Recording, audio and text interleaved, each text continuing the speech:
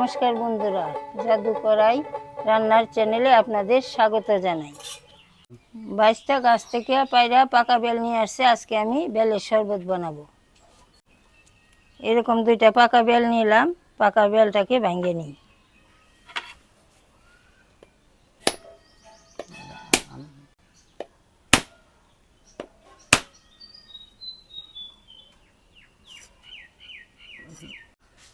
দেখেন বেলের ভিতরটা খুব সুন্দর পাকছে। তন্ময়, তুই এই বেলটা ভেঙে নে, আমি বেল থেকে বেলটা বাইর করে নিই।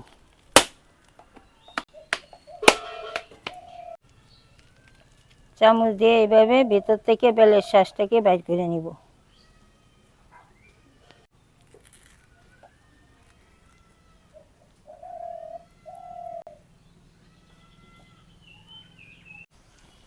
অল্প জল দিয়ে মাইখা বেলের রসটাকে বাইর করে নিব।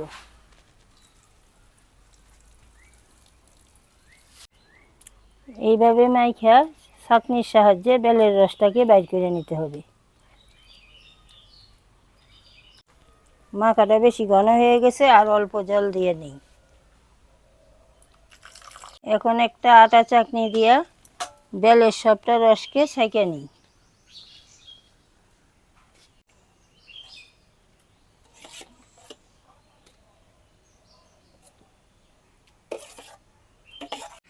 হাতের সাহায্যে এরকমভাবে ঘষে ঘষে নিলে সবটা রস খুব সহজেই বাইর হয়ে যাবে।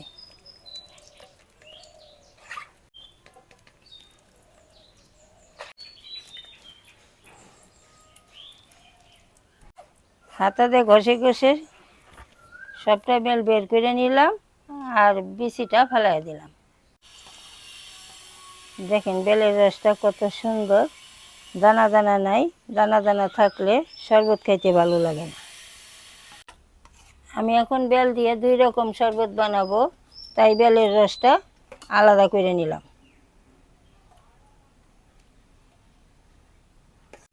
একটা শরবত দুধ আর চিনি দিয়ে বানাবো, আর একটা শরবত গুড় আর বিট লবণ দিয়ে বানাবো। দুধ আর চিনি দিয়ে শরবতটা পিছিয়ে আমি বানাই, আর গুড় আর বিট লবণ দিয়ে ওটা তুমি বানাও। বানা। দুধ বেলের শরবতের জন্য আমি প্রথমে চিনি মিশিয়ে নেব বেলের রসের সাথে। এখন আমি চিনিটাকে ভালো করে বেলের রসের সাথে মিশিয়ে নেব।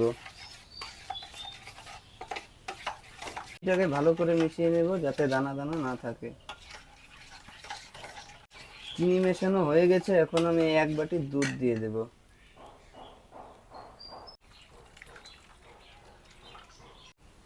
আমি দুধের সাথে এখন সবকিছু মিশিয়ে নেব একসাথে।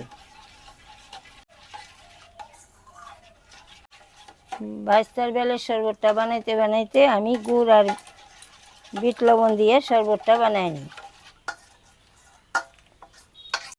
গুড়টা আগেই গুঁড়া করে নিছিলাম, গুড়টা দিয়ে দিলাম। এখন হাফ চামচ বিট লবণও দিয়ে দিলাম। এখন পরিমাণ মতো জল দিয়ে সব কিছু ভালোভাবে মিশিয়ে নিই।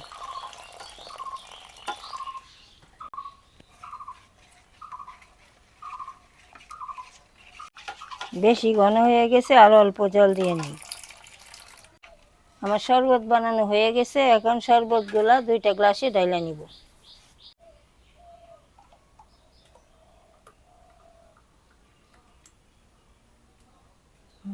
গুড় আর বিট লবণের শরবতটাকেও ঢাইলা দিই।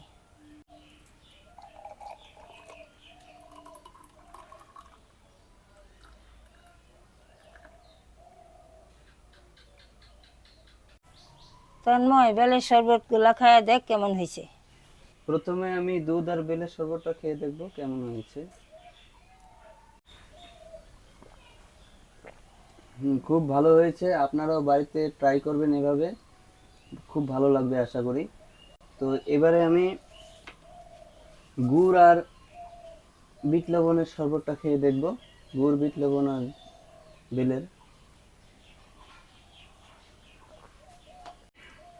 খুব ভালো লাগবে। বিট লবণের ফ্লেভারটা এটাতে দারুণ লাগছে, আর গুড়ের ফ্লেভারটাও আছে। গুড় খুব উপকারী, তো দারুণ হবে।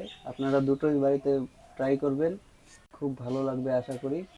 আপনারাও এইভাবে বাড়িতে শরবত বানায় খায়া দেখবেন, খুবই ভালো লাগে। চ্যানেলটিতে যদি নতুন হয়ে থাকেন অবশ্যই সাবস্ক্রাইব করে আমাদের পাশে থাকবেন। আজকে এই পর্যন্তই, কালকে আবার দেখা হবে নতুন রেসিপি নিয়ে। সবাই ভালো থাকবেন।